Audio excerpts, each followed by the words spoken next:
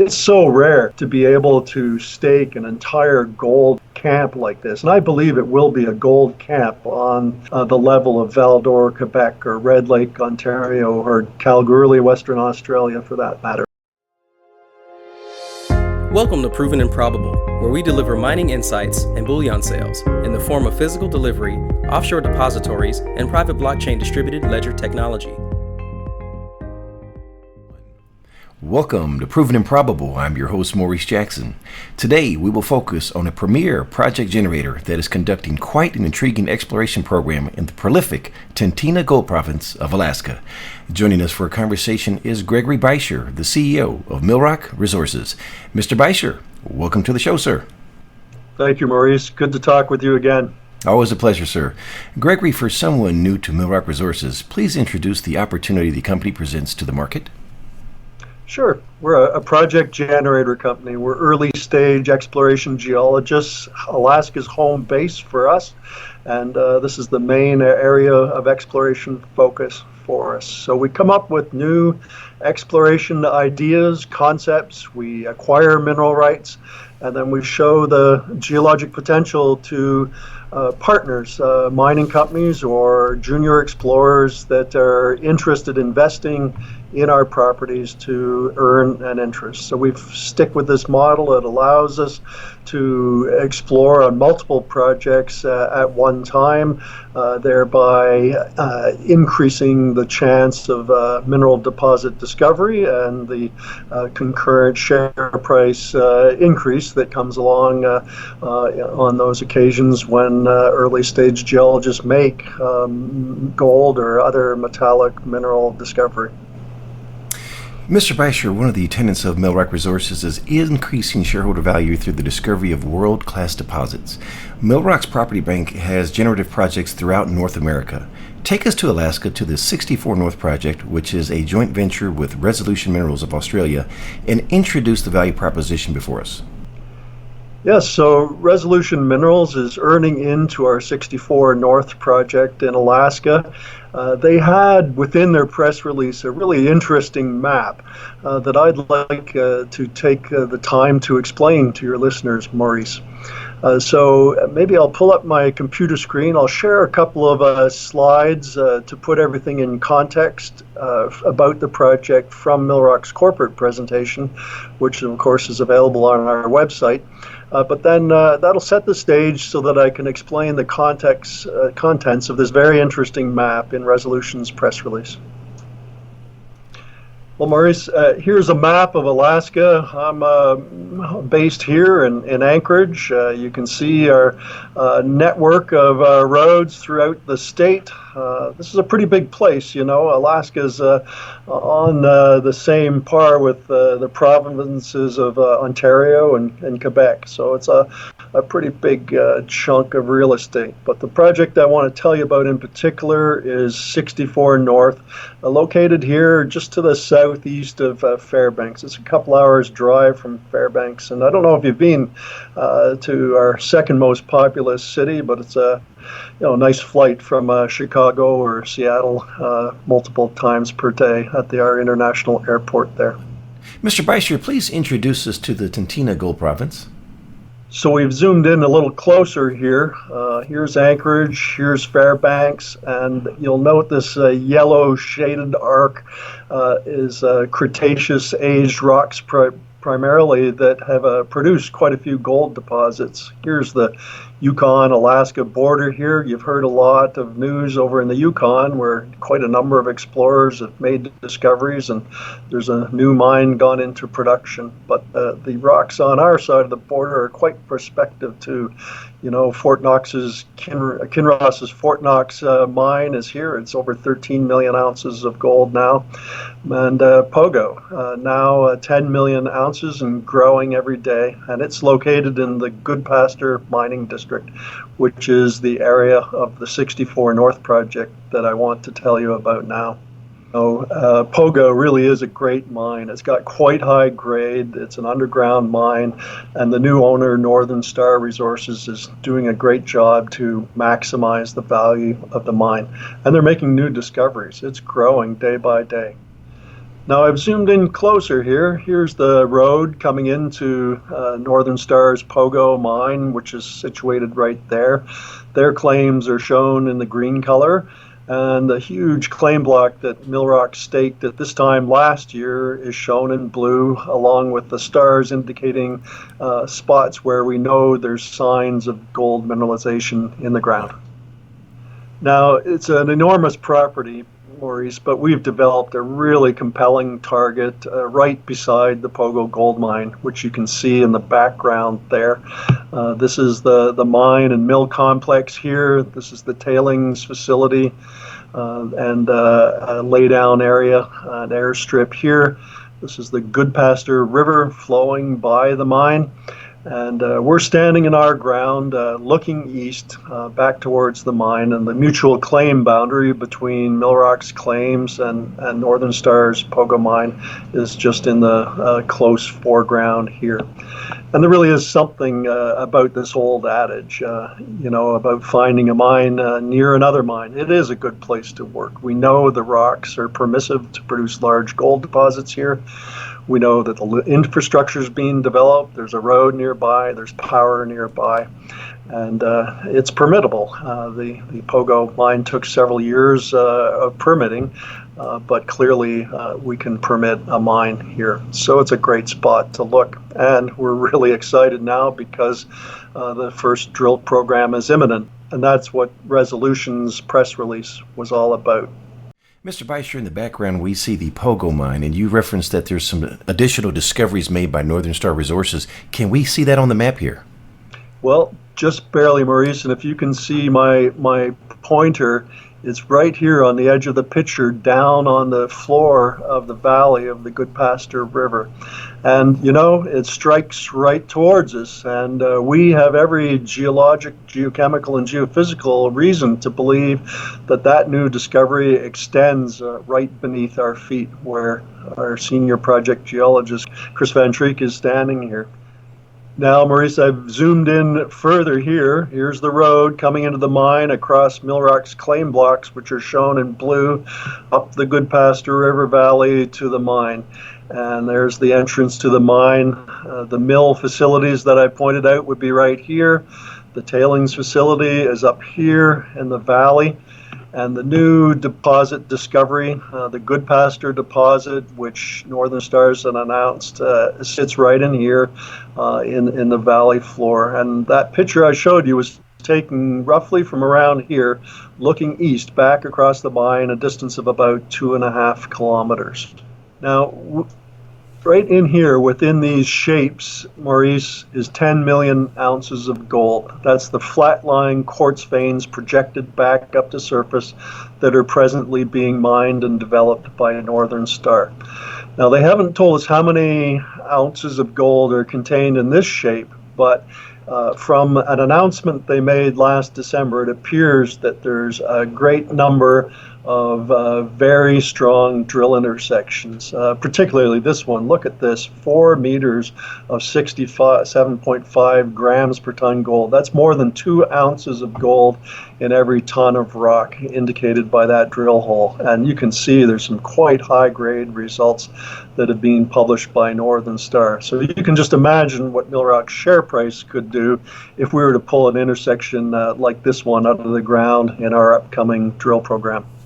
Now, all of these places I've circled in red here, Maurice, are holes that have been drilled by Northern Star over the course of the summer and fall of 2019. We have no indication of the results of those holes yet, but you can see that they're drilling quite close to our mutual claim boundary and getting ever closer. And as I mentioned, in this Aurora target area, we have every reason to believe that this deposit, if extended along strike, exists in this area on our property. And if you followed it down dip, remember these are stacked, shallow dipping quartz veins, then it should appear out here underneath the surface on our claim block. Right now, Maurice, you're looking at the same map area, but a different base underneath. And, non-geologists or geophysicists at first don't understand what they're looking at. But I'd like to take a minute to explain this. So the base map is created by an airborne magnetometer. So a helicopter has dragged a magnetometer back and forth all over this ground to detect the natural magnetic susceptibility of the rocks that are hidden beneath the soil in this area. So the red shades are rocks that are strongly magnetic, have a higher natural magnetic susceptibility, grading down to the bluish shades, which are rocks with very low magnetic susceptibility.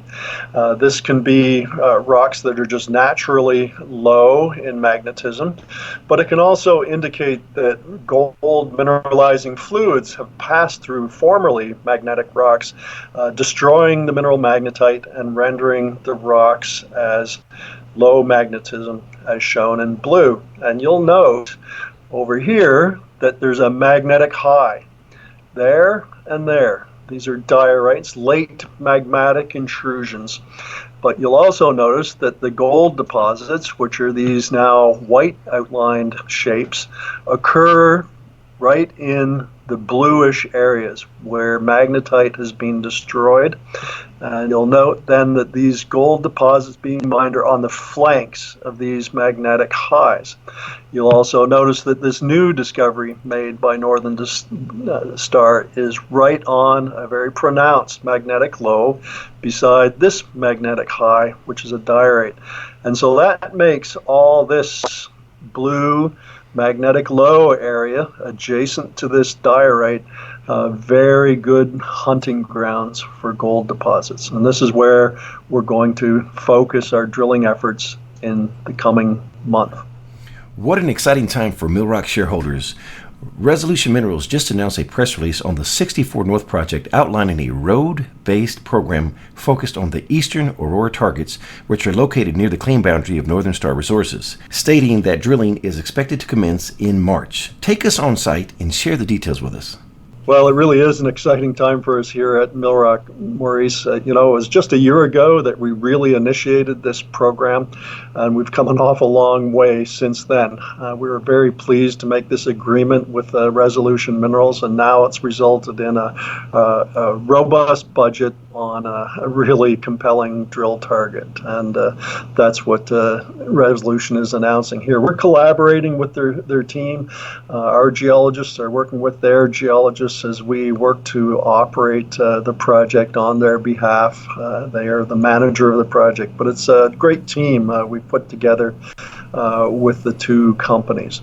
And we're off to the races. And I just want to take a minute to explain to your viewers then everything that's on this map. It's the same map that I just showed you a minute ago in the presentation, bit different scale, but there's the mine there. There's the new deposit that they've discovered, roughly outlined, remember, right on that magnetic low beside this magnetic high. There's the claim boundary there between Millrock and Resolution and Northern Star on the east side. The yellow stars are known prospects, and there's some of those here on our ground at Half Ounce Gulch and Tourmaline Ridge. All these lines on the maps are faults, breaks in the rock, and that's where the gold is typically going to occur. The vertical faults are feeders to the flat-lying or shallow dipping quartz veins that host the ore bodies at the mine and at this new deposit. So you can imagine this plane sitting in space, dipping gently off in the northwesterly direction, but if you bring it along strike, it should show up right around here on this nice magnetic low area. Here's the road, and we've done what's called a CSAMT geophysical survey along this line and along this line. And that's the exact same type of survey that Northern Star used a couple of years ago to make this discovery here. And so these red boxes along the line are places where the geophysical instrument discovered anomalous conditions. It discovered conductive rocks that are thought to represent the flat-lying shear zone that hosts this deposit and the mine. And we think that it's below surface right here. That picture I showed you a little while ago of Chris with the Pogo mine in the background would have been taken from right around here, looking east back at the mine. And we think there's a gold deposit underneath Chris's feet right in this area, or perhaps further up the valley here. So we're going to drill these 4 holes as a start to test this magnetic anomaly with the CSAMT conductor just 150 meters below surface, though we'll drill these holes fairly deep so that we get some idea about the geology in all 3 dimensions. And the second round of drilling will come up here, further up the Aurora Valley, close to where 1 or 2 prior drill holes had been drilled, which got some interesting gold mineralization, but were not drilled deep enough to get to the depth where we believe the flat-lying, shallow dipping quartz veins, thicker veins will exist. So we've got a great program laid out in front of us here to execute over the spring, March and early April, and then on into May. Mr. Beischer, what can you tell us about the agreement that we have with Resolution Minerals to earn into the interest of the 64 North project? Well, here's a summary of the agreement terms, Maurice, shown on this slide. On the right is our claim block surrounding Northern Star's property. This nice photo shows drilling ongoing quite some years ago on Tourmaline Ridge on our ground, and there's just part of the Pogo mine in the background. But here's the deal terms. Resolution can earn up to a 60% interest by spending $20 million over the next 4 years. What I like most about it is that the first $5 million is coming this year, so that gives us a really robust budget with which to do the initial test at West Pogo, but also to advance all the way across the property. There's multiple prospects over this enormous claim holding, and we've got other prospects to advance through to drill readiness. We've quite a few Resolution shares as a result of this agreement, and they'll end up paying us 38 million of their shares over the course of those 4 years, along with a little bit of cash. We are the operator working collaboratively with Resolution as the manager, and we get a modest cash management fee out of that helps reduce Millrock's overhead. We've got a good base of operations here in Anchorage and in Fairbanks, and so we recover part of those costs from Resolution. Now, Resolution could actually take one of the blocks that I've shown in this map further, all the way through to 70% interest if they sole fund a bankable feasibility study, or even to 80% ownership if they carry Millrock all the way through to a producing mine. So that would really be something if Millrock ended up being a 20% owner of a mine without having had to pay anything further out of its treasury. But if one block gets nominated to go that far, the remainder of the property remains a 60-40 joint venture. And I'll tell you, we've been having some fun doing geologic analysis on the other prospects across the block. But the compelling thing right now is drilling at the Aurora target just to the west of the Pogo mine. We're on to it now, and we're off to the races. Maurice will be starting of weeks. Switching gears, Mr. Beischer, please provide us with an update on the capital structure of Millrock Resources. Right, Maurice. Well, now we have 108 million issued and outstanding shares, having recently raised capital of 1.5 million Canadian dollars. And we intend to use those funds to generate yet more projects in the Tintina Gold Province in Alaska. We feel now is the time. We see gold rising in price. And we know that projects are going to be of great interest to explorers and mining companies alike. We've established relationships with Australian companies and brokerage firms that we believe will invest in Alaska projects. Australians have recognized the great mineral potential of our state, and they're investing heavily in it. Almost 70% of the exploration expenditures in Alaska came from Australia last year. So we're happy to keep building those relationships, building our portfolio of gold projects, going into what looks like a strong gold bull market. Speaking of financing, Millrock just completed their financing, and they had to increase it due to investor demand. What would you like to say to current and prospective shareholders? Well, Maurice, I think we have a really good chance of rewarding our shareholders in the coming months and years. And I'm glad they've invested. I'm glad they've stuck through us with what's been 7 really tough years. But Millrock's managed to take advantage of those 7 years.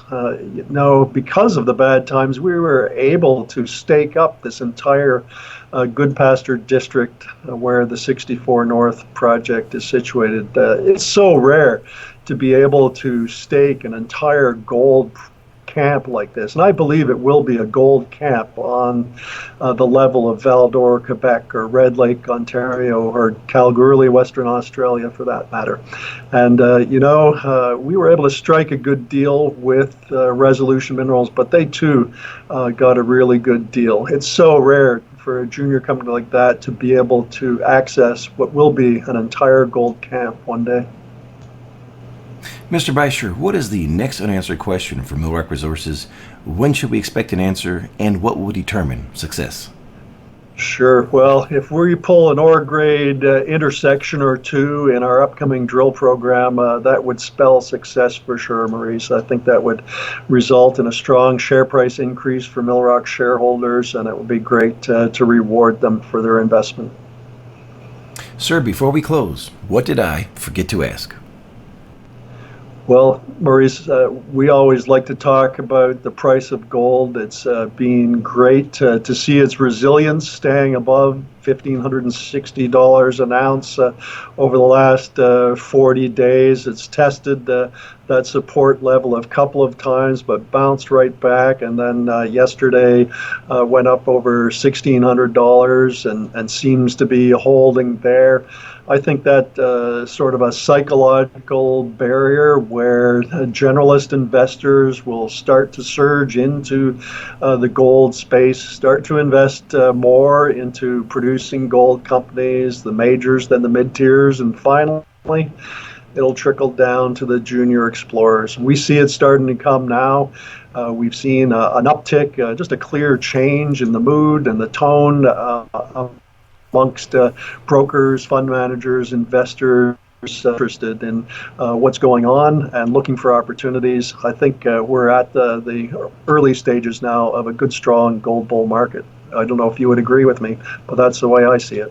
I certainly feel the same way, sir. Mr. Beischer, for someone listening that wants to get more information on Millrock Resources, please share the contact details. Yep, you can always Google Millrock Resources and find us, and you'll get contact information for Melanie Henderson, Investor Relations. She'll be glad to speak to potential investors and pass them on to me. Millrock Resources trades on the TSXV symbol MRO and on the OTCQB symbol MLRKF. Millrock Resources is a sponsor of Proven and Probable, and we are proud shareholders for the virtues conveyed in today's message. And as a reminder, I'm a licensed representative for Miles Franklin Precious Metals Investments, where we provide a number of options to expand your precious metals portfolio, from physical delivery, offshore depositories, precious metal IRAs, and private blockchain distributed ledger technology. Call me directly at 855-505 1900. That number again is 855-505-1900, or you may email Maurice at milesfranklin.com. Finally, please subscribe to provenandprobable.com, where we provide mining insights and bullion sales. Subscription is free. Gregory Beischer of Millrock Resources, thank you for joining us today on Proven and Probable. The information presented on Proven and Probable is provided for educational and informational purposes only, without any express or implied warranty of any kind, including warranties of accuracy, completeness, or fitness for any particular purpose. The information is not intended to be and does not constitute financial, investment, or trading advice, or any other advice. You should not make any financial, investment, or trading decision based on any of the information presented without first undertaking independent due diligence and consultation with a professional broker or competent financial advisor.